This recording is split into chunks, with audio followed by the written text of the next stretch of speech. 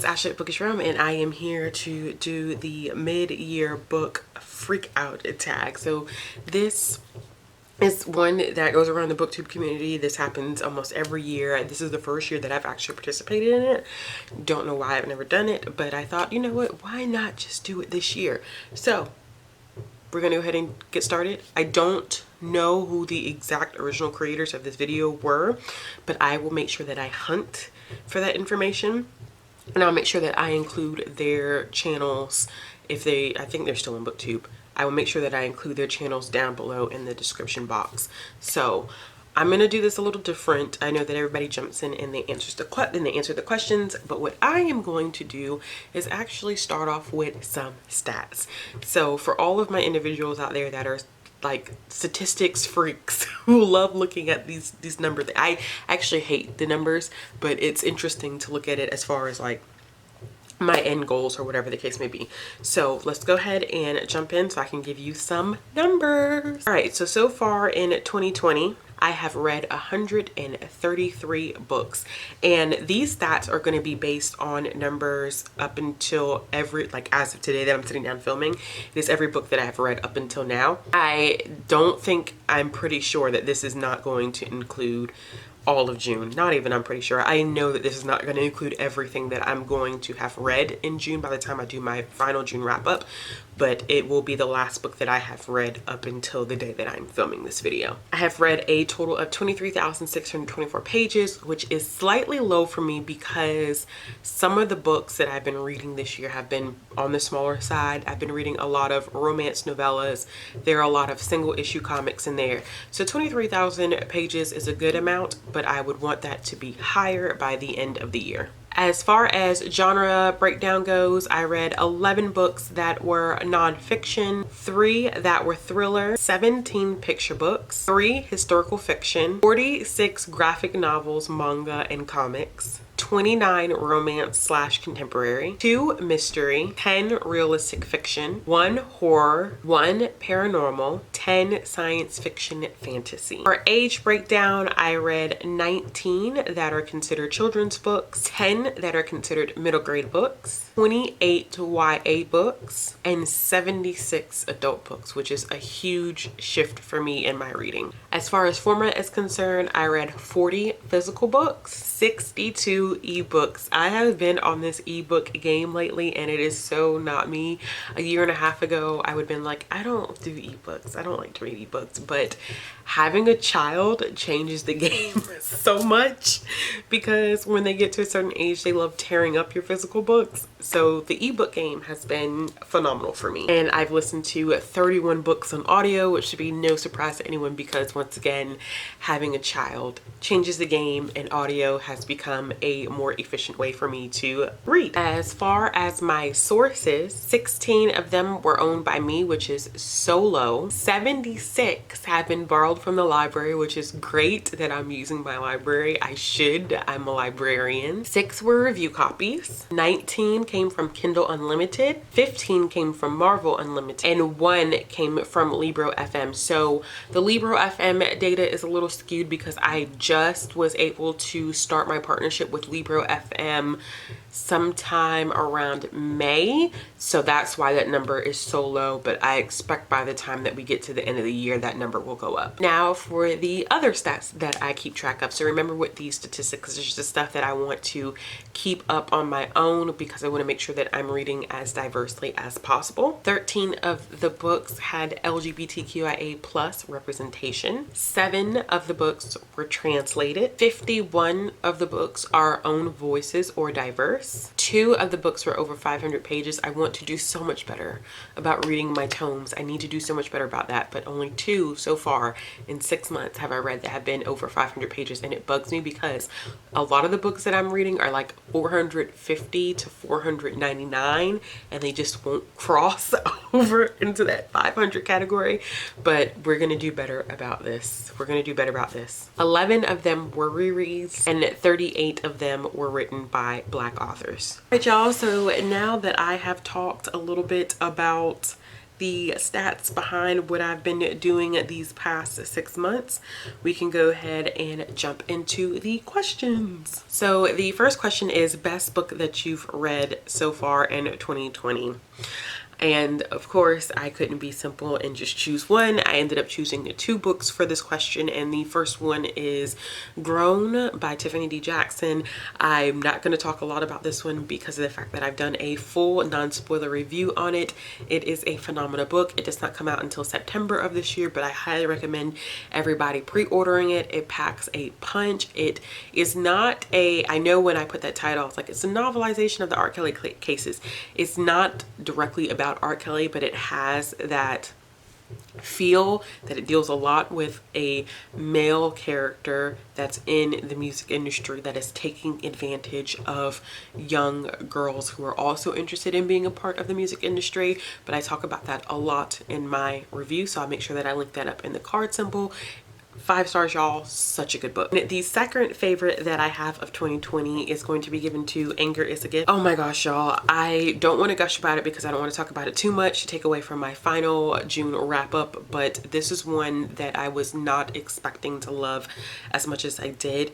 It made me just get all the feels. It deals with so many different complicated topics. It talks about police brutality, gerrymandering, redlining, immigration. There's so many different things. It has beautiful representation. Our main character is gay. There's a bisexual character, a lesbian character, a non-binary character. It just is, it's such just a big pool of everything that I absolutely love. If you've never picked it up, please, please, please give this book a chance. It is dynamic. It doesn't get talked about enough. It is such a pivotal and poignant novel, and I cannot wait to pick up more from this author. The next question is best sequel. So I don't think I've actually read a lot of like sequels in the traditional sense, but I've read some comics, manga, and graphic novels that have sequels, and one that particularly stuck out to me was Paper Girls Volume 4, 5, and 6.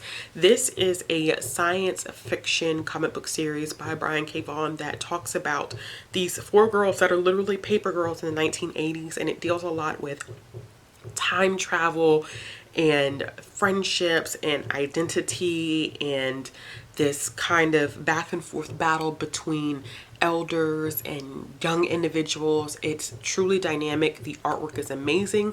If you've never read it, I highly recommend picking it up. I did do a full review on all 6 volumes, and it's a non-spoiler review, so I'll make sure that I also link that in the card symbol above. The next question on the list is new release you haven't read yet but want to, and the first one I have on this list, I think I have about 9.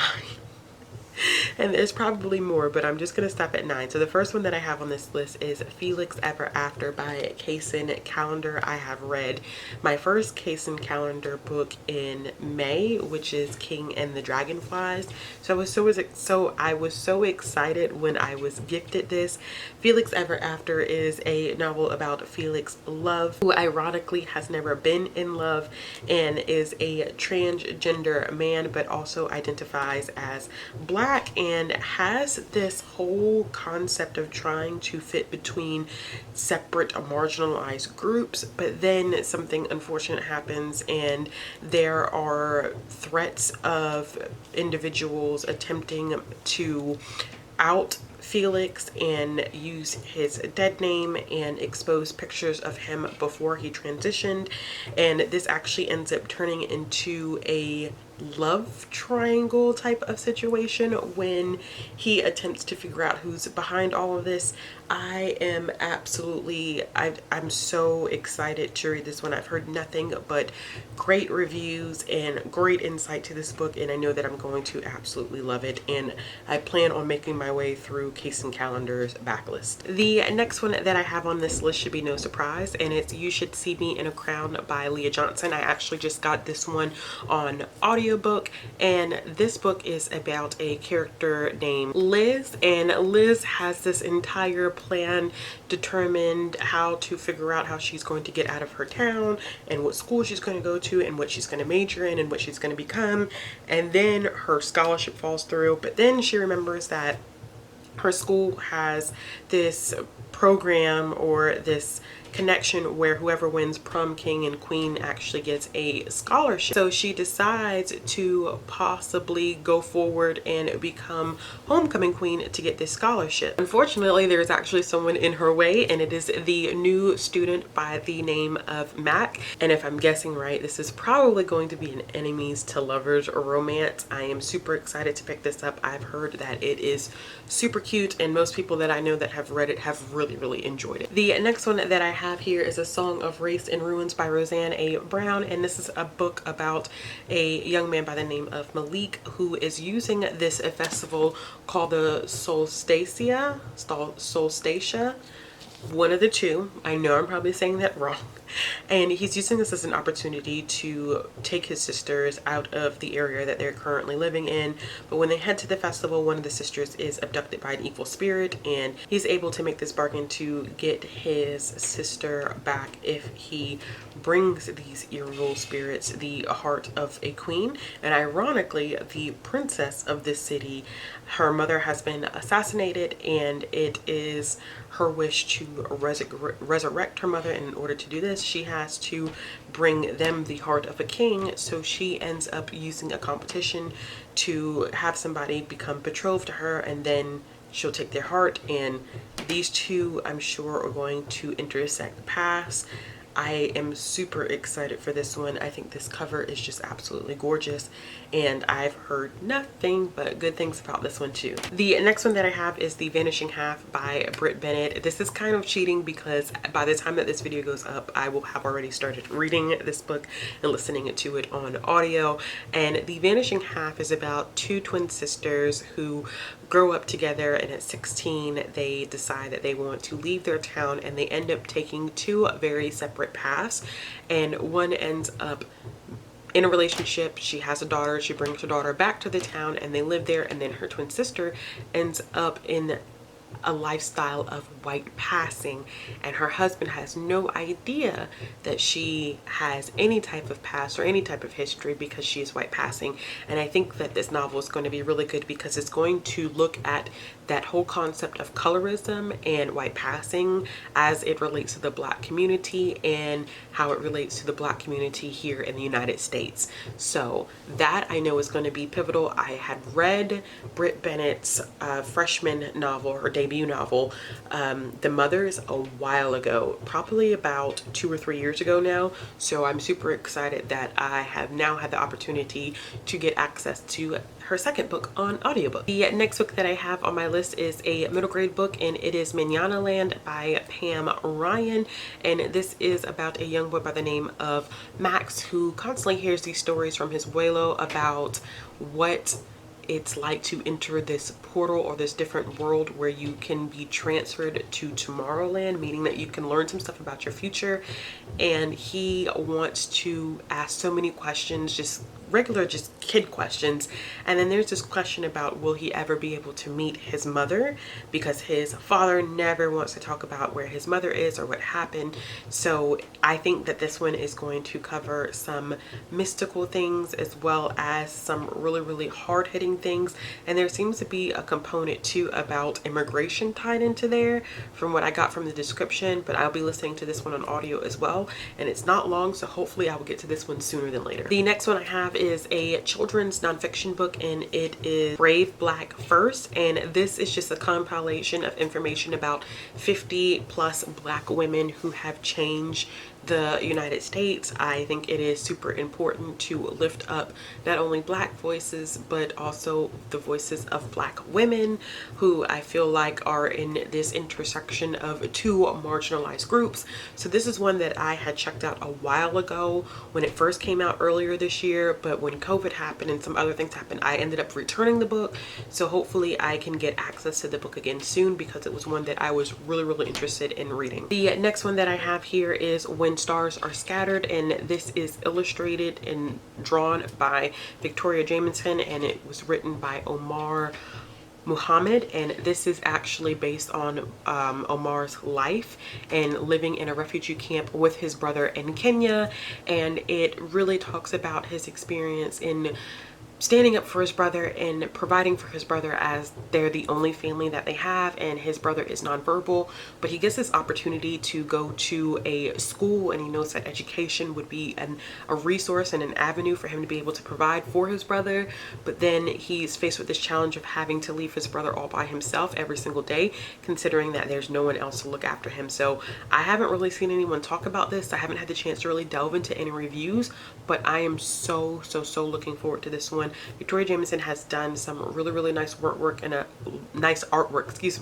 and some other middle grade and children's graphic novels, so I'm interested in seeing what happens in this one. The next one that I have here is Stand Up Yumi Chung by Jessica Kim, and this is I believe more so of a middle grade novel that is about a young girl by the name of Yumi, and she loves all things that are comedic. She is a huge fan of watching comedians on YouTube. She wants to have her own Netflix stand-up show. So instead of spending the summer being able to study and analyze her favorite comedians on YouTube, but Yumi's actually enrolled in a test prep course by her parents, so she's not able to focus on what she loves. But ironically, one day she stumbles across this course that's taught by one of her favorite YouTube stars, and everything goes perfectly until she realizes that everybody thinks that she's a different student and she doesn't correct them. So this is one of those stories that's like a case of mistaken identity, and I'm interested to see how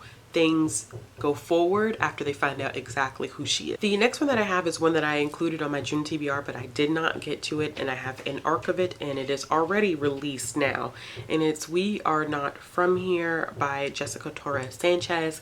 And this is about 3 teens who are really close together, who are trying to escape their country of Guatemala and cross into Mexico, and they know that it's dangerous, but they know it's better to face that danger than to stay in their home country. So it kind of chronicles their journey, and this is the book that's going to touch heavily on the conversation around immigration and how that applies to us, I believe, as a country. So I'm really looking forward to this one. I wish I would have gotten to it this past month, but hopefully I'll be able to pick it up within the next month or two. All right, y'all, so after that long list, the next question is, what was my biggest disappointment so far this year? And technically, if you know anything about me, or if you know me, you will know what my biggest disappointment has been, and it was Children of Virtue and Vengeance by Tomi Adeyemi. This is the second book in the Children of Blood and Bones trilogy, and I bought this on release day when it came out in December.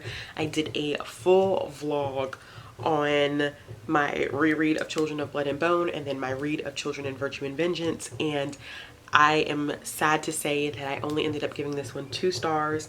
I did not enjoy it. I was so looking forward to the development of the characters because the first book touched so heavily on the Black experience in America, and I thought that it was one that I definitely related to, although I've been talking to some people who have educated me about some issues that there were with the first one.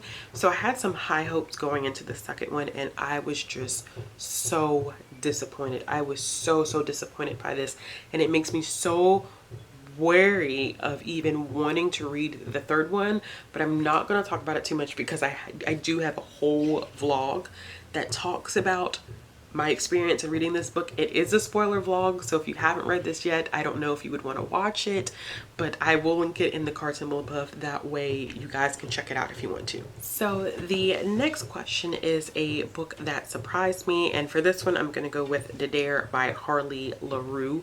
This was a very dark romance, and it was one that I was not prepared for, and it was one that I really enjoyed. I was so surprised by this book, and I will say that this book is not for everyone. It will not be enjoyable for everyone. It has trigger warnings for heavy erotic humiliation, heavy fear play, pain play, knife play, CNC play, clowns, bondage, light public play. It was a lot going on, but I thought it was such a well done novel because consent was at the core of everything in this book.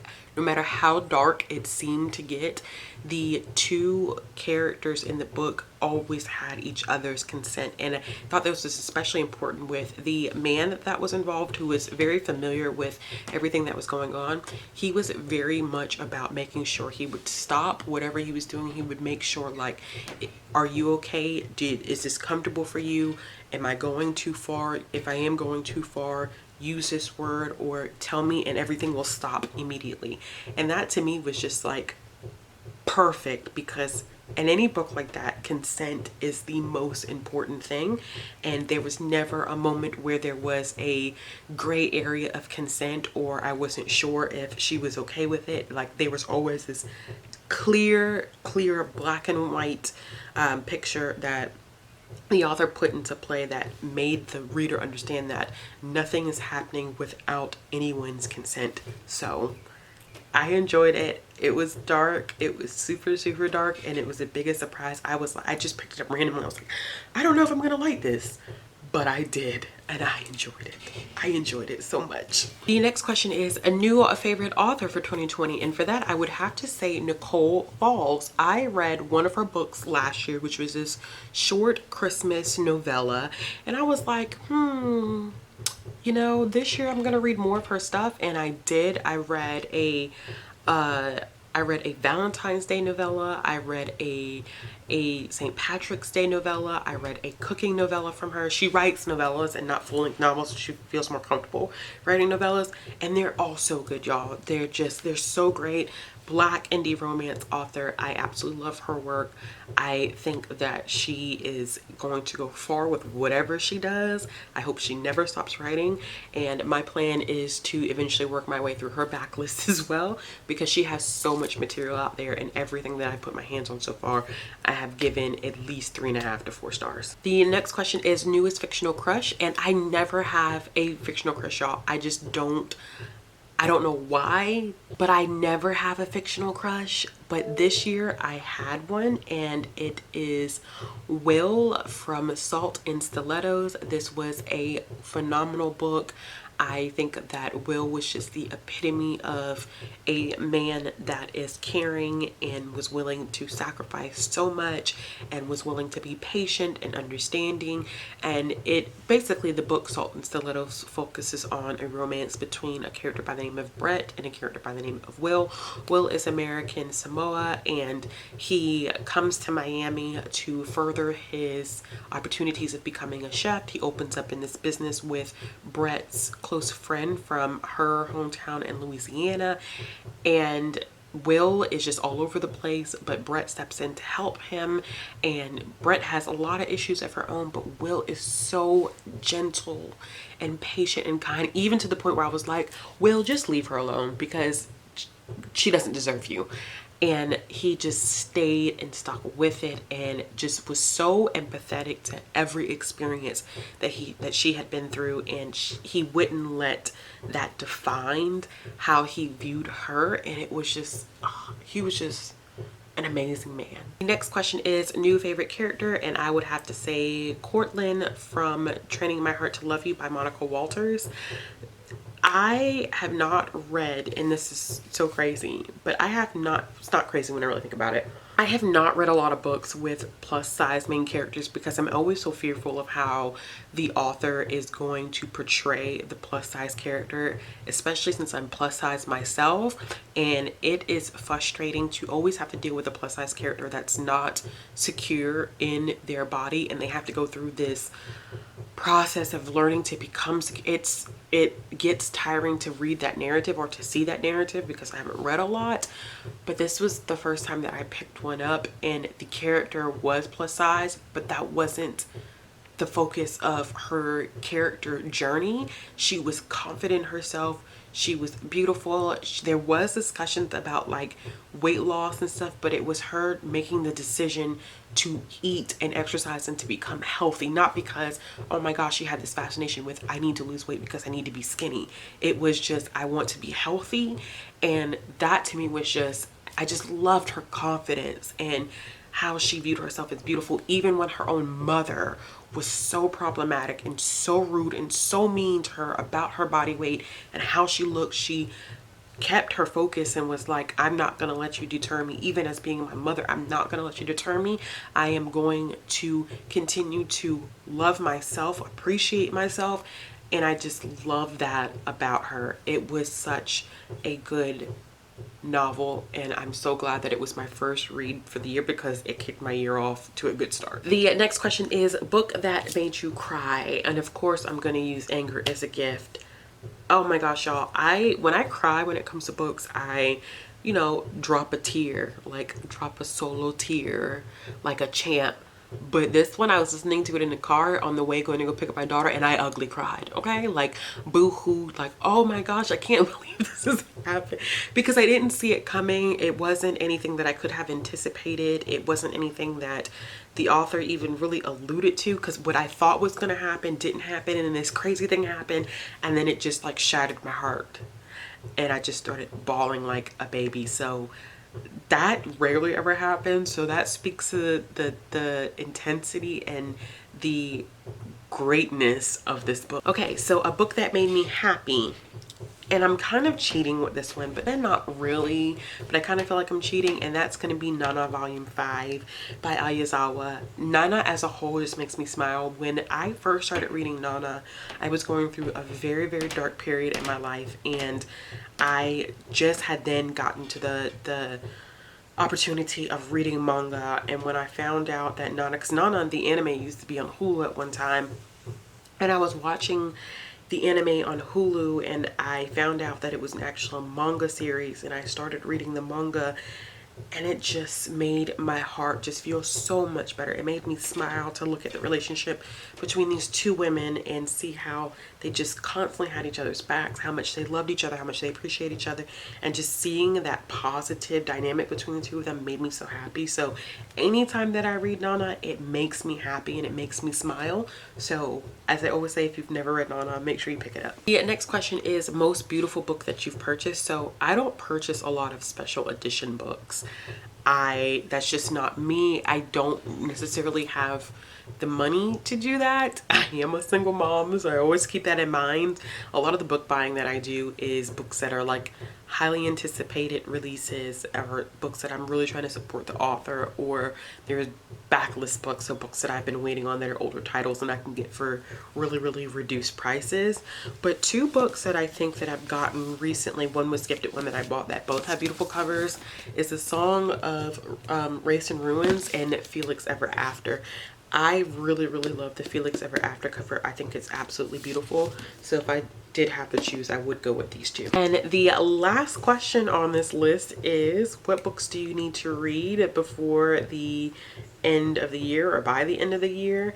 And I have this huge list, y'all. I don't think I'm going to get through all of these, but I'm just going to show you, not talk about, but really just show you some of the books that I plan on reading by the end of the year, because I need to. Some of these are just musts, and I'm not going to include any comics, graphic novels, or manga. I have already talked about that, and I'll make sure I link that video up in the card symbol above, because those are the comics, manga, and graphic novels that I really want to get to before 2021. And these are just the books. There are so many different genres on here, so many different age groups, so we're just gonna go ahead and jump in. So I need to first finish Calamity by Brandon Sanderson. This book has been out for years. I keep putting it off to read this book because I don't want the trilogy to end. I've heard some disappointing things about this book. I don't know how I'm gonna feel about it, because I have read the first one, which is Steelheart, and I've read the second one, which is Firefight, and these are more, Brandon Sanderson is very much known for writing fantasy, especially his epic fantasies, but this is more of like a science fiction type series, and it's more for a teen audience, and it's kind of a twist on what superheroes are. But I just have not, I've read I think I've read Steelheart and Firefight twice, yeah, because the first time I read this, I annotated this one. I didn't annotate it the first time I read it. So I've read the first two books twice in preparation to pick up Calamity. Still haven't done it. The next books that I have here is a series that I want to continue, and it's actually one that I'll be continuing next month because I'm using it for a readathon, and that is the Wings of Fire series by 2T Sutherland. This is one of the classic like middle grade fantasies where the main characters are dragons. This is a lot darker than I think what people anticipate, but I love them. The first book was kind of on the slow side, but when I read the third book, I was like, oh, this is really good. This is a really good series. So I have book 4 and book 5, and I'll be picking these up soon. I want to continue my reread of the Percy Jackson and Olympus series, so I can go to the Percy Jackson and the Heroes of Olympus, so I can move on to Magnus Chase and the Trials of Apollo. I need to get on it. I need to focus on these. I really need to focus on those. I also want to make sure that I am consistently picking up the Rick Riordan Presents books.